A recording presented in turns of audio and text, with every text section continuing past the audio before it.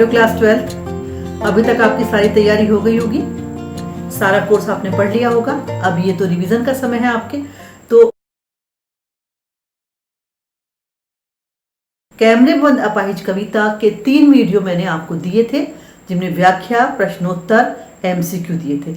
इस वीडियो में मैं आपको कविता की समरी यानी कि सारांश और मुख्य प्रश्न देने जा रही हूँ।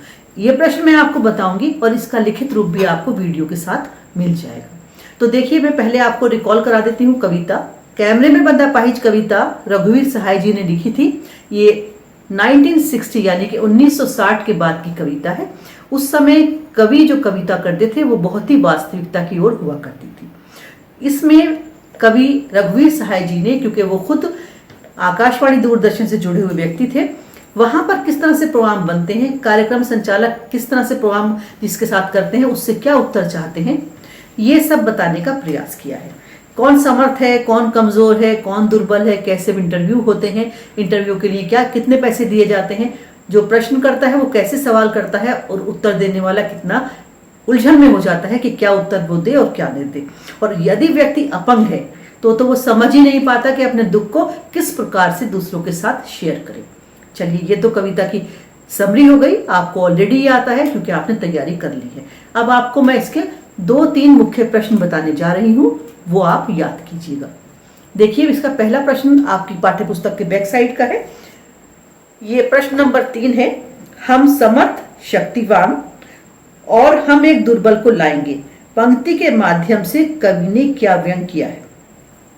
इस पंक्ति के माध्यम से कवि ने मीडिया की ताकत और उनकी मानसिकता की ओर इशारा किया है कि वो अपना प्रचार प्रसार करने के लिए किसी का भी मजाक उड़ा सकते हैं, किसी भी व्यक्ति की दुख और तकलीफ को पब्लिक कर सकते हैं, सबको दिखा सकते हैं। इस काम को करने के लिए वो किसी हद तक भी जा सकते हैं और किसी को चाहे तो ऊपर उठा दें और किसी को चाहे तो वो नीचे और गिरा दें। ये सब मीडिया कर सकता है। कार्यक्रम का पूरा संचालन कार्यक्रम करने वाले की मर्जी से होता है।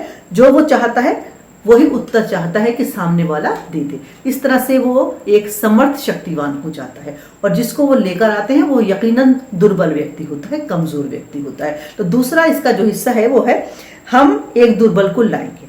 इसके माध्यम से कवि क्या व्यंग करते हैं, तो हम एक दुर्बल को लाएंगे जो कविता की लाइन है, इसमें एक बेबसी, लाचारी का भाव है, क्योंकि मीडिया के साथ उनके सामने आने वाला व्यक्ति एक कमजोर व्यक्ति होता है और वो उनके अटपटे सवालों से, उनके उल्टे सीधे सवालों से बहुत परेशान भी हो जाता है।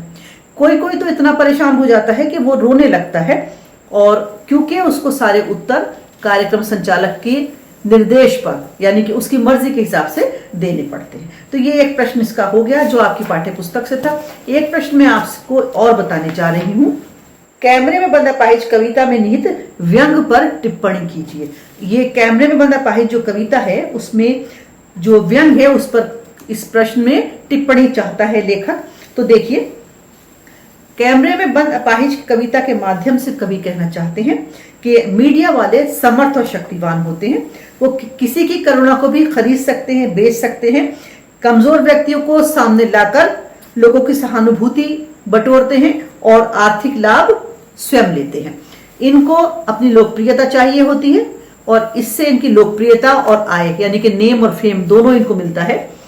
कविता के माध्यम से कवि ने मीडिया के जो व्यवसायिक दृष्टिकोण है उनका, उसको समाज के सामने लाकर खड़ा कर दिया है। समाज में उपेक्षित व्यक्ति जो हैं उनके प्रति इनकी क्या मनोवृत्ति है ये बताना चाहते हैं कवि। तो ये 2 इसमें प्रश्न थे जो इसके बनते हैं। ये 2 प्रश्न कविता की बैकसाइड के आपके आया करते हैं। ये मैं आपको लिखित रूप में दे रही हूं, इसको आप नोट करिएगा और तैयार कर लीजिए। देखिए, कैमरे में बंद अपाहिज कविता का तीसरा जो प्रश्न है जो काफी इंपॉर्टेंट बनता है, जो मैं इस वीडियो में आपको दे रही हूं, वो है कैमरे में बंद अपाहिज कविता के आधार पर सिद्ध कीजिए कि कविता संवेदनहीन सूचना प्रसारण तंत्र पर एक व्यंग है। पहले तो हम संवेदनहीन क्या होता है उसके बारे में बात करेंगे। किसी के दुख से दुखी न हो, जो समूह किसी के दुख से दुख ना प्रकट करें वो संवेदनहीन कहलाते हैं। तो इसमें यह बताया है कि मीडिया यहां पर संवेदनहीनता की भूमिका निभाया करता है। ये सूचना और प्रसारण तंत्र पर एक गहरा व्यंग है कि वो अपने आप को प्रसिद्ध करने के लिए किसी का भी सहारा ले सकते हैं, क्योंकि वो संवेदना नहीं रखते।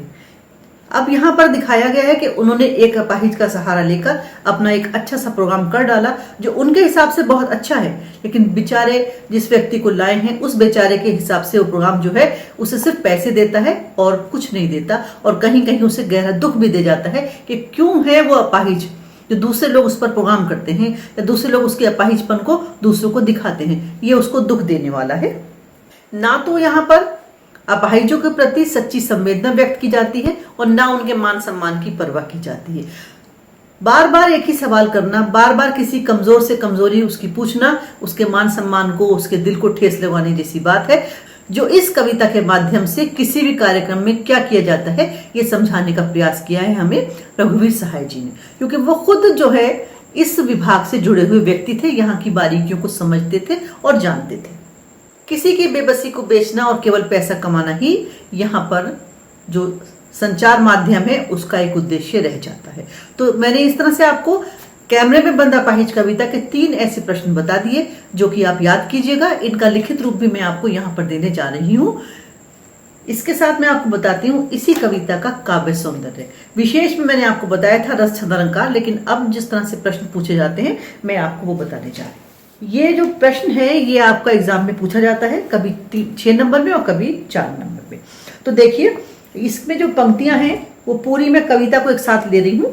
इसका भाव सौंदर्य स्पष्ट कीजिए और शिल्प सौंदर्य स्पष्ट कीजिए। तो भाव सौंदर्य स्पष्ट करने में देखिए, काव्यांश में मीडिया की जो कार्यशैली है उस पर व्यंग किया गया है। संचालक अपने कार्यक्रम को प्रभावी कराने के लिए, प्रभावी बनाने के लिए बहुत ही बेतुके सवाल पूछता है और जिससे प्रोग्राम करता है उसकी भावनाओं से खिलवाड़ करता है। वह उसके दुख को कुरेदना चाहता है, परंतु अपाहिज व्यक्ति चुप रह जाता है क्योंकि वह अपना मजाक नहीं उड़वाना चाहता। मीडिया जो है वो संवेदनहीन है। कार्यक्रम को प्रभावशाली बनाने के लिए वो कुछ भी करता है, चीजों को बढ़ा चढ़ा कर भी बता देता है। किसी के कष्ट से, मन को ठेस पहुंचने से उसे कुछ भी लेना देना नहीं होता। वो तो केवल ये चाहता है कि दर्शक और जिस पर वो कार्यक्रम कर रहे हैं आपस में वो कनेक्ट हो जाएं, और जब वह ऐसा हो जाता है तो उनका कार्यक्रम पूरा हो जाता है। तो ये इसका हो गया भाव सौंदर्य। अब मैं आपका पूरी कविता का शिल्प सौंदर्य आपको बताने जा रही हूँ। कविता पूरी एक साथ नहीं पूछी जाती, जितनी कविता पूछी जाएगी उतना हिस्सा ही आप भाव सौंदर्य में लिख दीजिएगा, लेकिन शिल्प सौंदर्य मेनली एक सा ही रहता है। देखिए इसमें खड़ी बोली का प्रयोग किया गया है। जो प्रश्न शैली है वो मुखरित हुई है और संचालकों की मानसिकता को भी दिखाया गया है।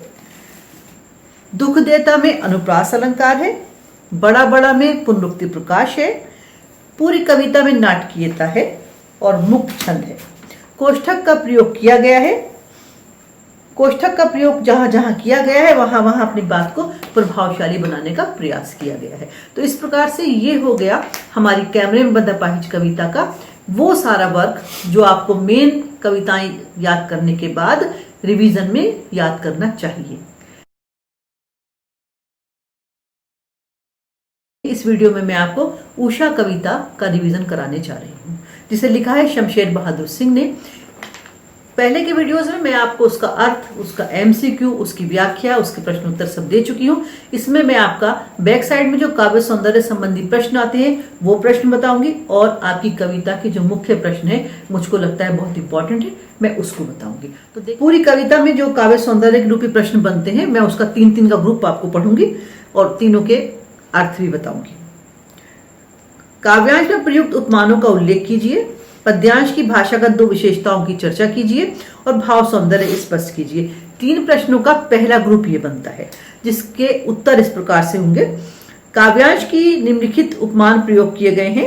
नीला शंख सुबह के आकाश के लिए, राख से लीपा हुआ चौका भोर के नभ के लिए, काली सिल अंधेरे से युक्त आसमान के लिए, और स्लेट पर लाल खड़िया चौक भोर से नमीयुक्त वातावरण में उगते सूरज की लाली के लिए, नीले जल में झिलमिलाती गोरी देख नीले आकाश में आते हुए सूरज के लिए। इसका दूसरा था पद्यांश की भाषागत 2 विशेषताओं की चर्चा कीजिए।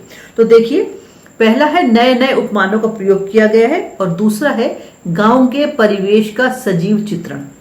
इसका थर्ड प्रश्न था भाव सौंदर्य स्पष्ट कीजिए। नील जल में किसी की गौर झिलमिल दे जैसे हिल रही हो। तो इसमें कवि ये कहना चाहते हैं कि सुबह सूर्य उदय से पहले जो आकाश में नमी होती है, स्वच्छ वातावरण होता है, उस स्वच्छता के कारण ऐसा प्रतीत होता है जैसे नीले जल में किसी का गोरा शरीर झिलमिला रहा।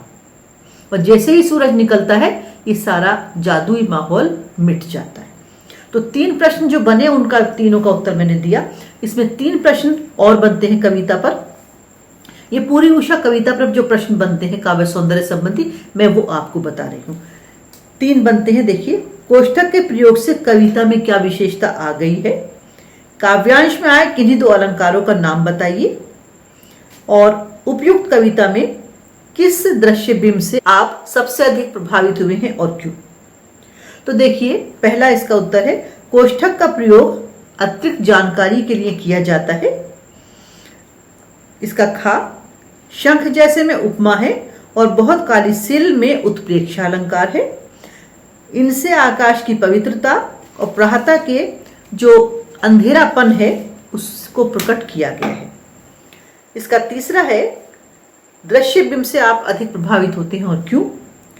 देखिए, सबसे अच्छा हमको लगता है कि नीले जल में किसी की गौर झिलमिल दे जैसे हिल रही हो। अब मैं आपको इसके बताती हूं जो इंपॉर्टेंट प्रश्न है वो। देखिए, एक इंपॉर्टेंट प्रश्न इसका बनता है जो कई बार एग्जाम में पूछा गया है। उषा कविता में प्रातःकालीन आकाश की पवित्रता, निर्मलता और उज्ज्वलता से संबंधित पंक्तियों को बताइए। तो पवित्रता, निर्मलता और उज्ज्वलता से जो पंक्तियां इसको क्लियर करती हैं मैं उनको आपको बताऊंगी। पवित्रता, राख से लीपा हुआ चौका। निर्मलता के लिए काली सिल जरा से लाल केसर से जैसे धुल गई हो। और उज्ज्वलता के लिए है नीले जल में किसी की गौर झिलमिल देह जैसे हिल रही हो। एक प्रश्न और इसमें बहुत इंपॉर्टेंट है, उसको मैं आपको बताती हूँ। अपने परिवेश के उपमानों का प्रयोग करते हुए सूर्य उदय और सूर्यास्त का शब्द चित्र खींचिए। तो सूर्य उदय का तो इसमें बता दिया गया जब सूरज निकलता है। सूर्य जब अस्त होता है यानी कि सूरज जब डूबता है उसके बारे में आपको बताना है, तो वो आप अपनी कल्पना से लिख सकते हैं। प्रश्न बहुत इंपॉर्टेंट है इसलिए मैंने आपको प्रश्न बता दिया है। किस प्रकार से सूरज धीरे धीरे जाता है और गहरे लगता है जैसे गहरे समुद्र में या कहीं नीचे की तरफ जा रहा हो। पक्षी लौटने लगते हैं अपने अपने घरों को, बच्चे घोंसलों से लटकने लगते हैं। इस तरह से इस प्रश्न का उत्तर को आप कीजिएगा। ये प्रश्न का उत्तर आप अपनी कल्पना के आधार पर कर सकते हैं। तो ये हो गए हमारे उषा कविता के काव्य सौंदर्य संबंधी जो 3-3 का ग्रुप पूछा जाता है वो प्रश्न, और साथ में जो आपके इंपॉर्टेंट प्रश्न बनते थे वो भी मैंने आपको बता दिए। उषा कविता को अच्छी तरह से रिवाइज करिएगा। कविता बहुत इंपॉर्टेंट है। इसमें से किसी की गौर झिलमिल दे हिल रही हो, ये पंक्तियां अक्सर पूछी जाती हैं। समझ में आपको आ गया होगा। लाइक और शेयर करते रहिए अपने दोस्तों के साथ। Thank you.